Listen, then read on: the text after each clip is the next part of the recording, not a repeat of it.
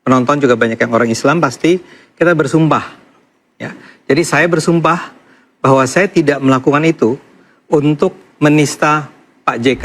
Saya ambil kutip di menit 11, kurang lebih menit 11.44. Bung Ade ada membuat pertanyaan retorik memang, tapi itu pasti punya maksud. Ngapain sih Pak JK jelek-jelekan Kristen?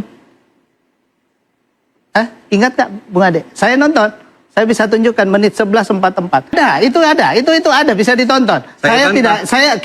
Saya menyatakan fakta, ya.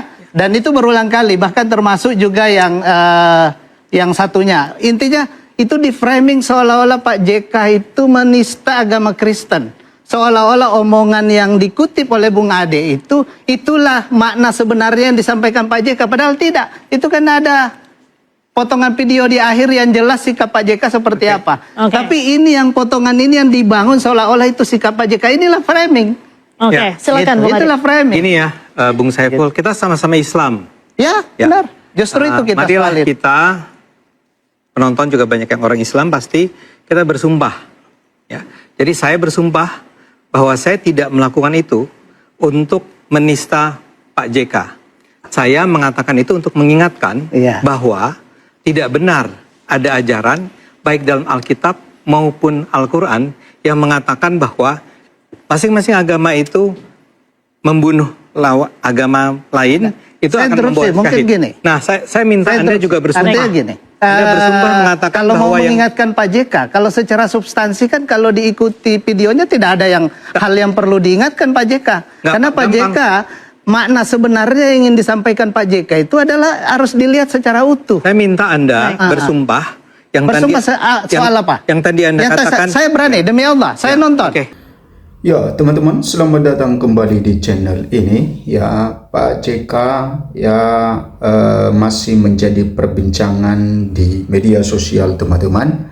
Ya, karena ya dari pihak Pak JK sendiri, ya ada sekitar 40 ormas Islam telah melaporkan ya 3 tokoh, yaitu Ade Armando, kemudian Grace Natali, dan Abu Janda. Ya, 40 ormas Islam ini ya menuding ya mereka melakukan tindakan provokatif terhadap ceramah Pak JK. Nah, kita telah mendengarkan tadi bagaimana penjelasan dari Ade Armando, katanya bahwa dia tidak bermaksud untuk memfitnah Pak JK, teman-teman. Oke, kita lihat di sini bahwa siap bertemu jika Ade Armando, saya akan katakan tidak fitnah Bapak, tak provokasi umat Islam Kristen. Nah, ini yang disampaikan oleh Ade Armando bahwa dia siap bertemu dengan Pak JK dan mengatakan bahwa saya tidak fitnah Bapak dan tak provokasi umat Islam Kristen. Nah, teman-teman, pegiat media sosial Ade Armando menyatakan bersedia untuk bertemu Wakil Presiden ke-10 dan ke-12 Republik Indonesia. Ya, dia menyatakan ya, bagaimana dia bersedia untuk bisa bertemu dengan Pak Yusuf Kalla. Yusuf Kalla JK untuk meminta maaf atas pernyataan yang menuai polemik. Nah, ini juga ya Ade Armando menegaskan bahwa ketika dia bertemu dengan Pak JK maka akan meminta maaf atas polemik yang terjadi. Oh, saya akan katakan ya bahwa saya bersedia minta maaf ke Pak JK dan ke publik selama dengan pembicaraan yang proporsional, ya, kata Ade. Dalam program interupsi bertajuk dituding fitnah JK, 40 ormas laporkan Ade Armando CS yang disiarkan di E-News Kamis 7 Mei 2026. Oke, Ade bersedia meminta maaf pada JK, ya. Dia bersedia untuk meminta maaf, teman-teman.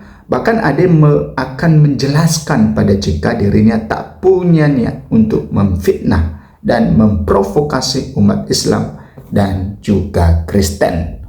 Saya akan mengatakan saya tidak memfitnah Bapak. Saya tidak senang memprovokasi umat Islam ataupun umat Kristen untuk marah. Saya tidak sedang ya mengadu domba, ya, terang Ade Armando. Tapi kalau itu terasa seperti sesuatu yang mengganggu, saya akan minta maaf ya juga kepada umat Islam yang barangkali menurut saya punya mispersepsi terhadap saya, bahwa saya itu adalah orang yang anti-Islam. Saya itu tidak anti-Islam, pungkas Ade Armando. Nah, ini pernyataan yang disampaikan oleh Ade Armando, bahwa yang pertama tadi bahwa ya ketika dia ada yang mempertemukan dia dengan Pak JK, maka Ade Armando siap untuk meminta maaf, kemudian siap juga menjelaskan kepada Pak JK bahwa dia tidak sedang bermaksud untuk memfitnah Pak JK. Kemudian dia juga mengatakan bahwa akan meminta maaf juga kepada umat Islam, dan